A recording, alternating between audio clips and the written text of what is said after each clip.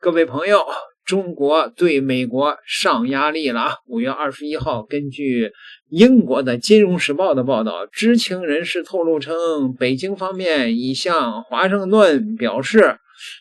在川普决定是否推进价值数百亿美元的对台军售以前，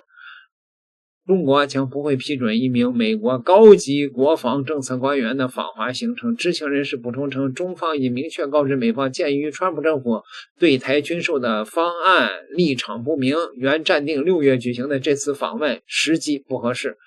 英国媒体说，川普曾将对台军售称为非常有利的谈判筹码，并拒绝承诺批准一项价值140亿美元的军售计划，称他要先评估中方的立场。而北京方面长期明确表示，美国对台军售是中方的核心红线。很显然，我们不批准美国军方访华，这说明什么呢？这说明明显的在台湾问题上已经进行施压了。我们一直建议中国政府趁着川普访华的这场东风，是吧？赶快进行以武逼统的这个流程吧。川普有意将军售当筹码但是中国无疑在紧盯美国的态度，事情是明摆着的。中美会晤中国已经对美国明确画红线了，美国也知晓中国的红线。如果美国在知晓中国红线的背景下仍旧执意军售，那对于中美关系的稳定将会是极大的冲击。事实证明这个绝不容忍美国一边寻求合作，一边触碰中国主权底线的两面的行径，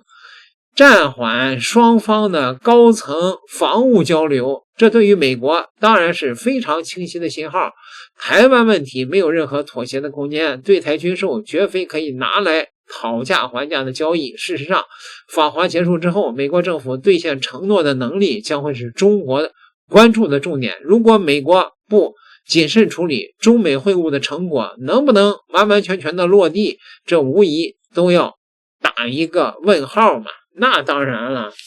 对吧？那承诺的你的那些什么大单，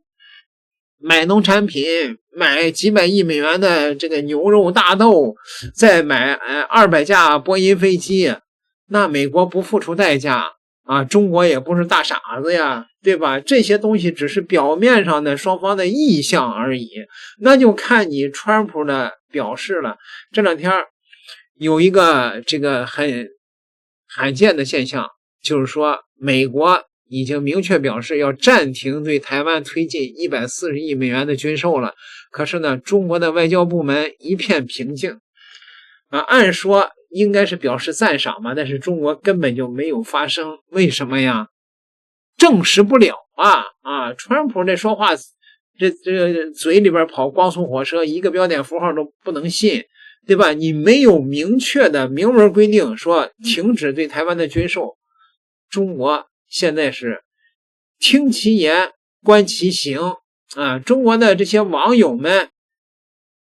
直接就在底下出主意，如果军售，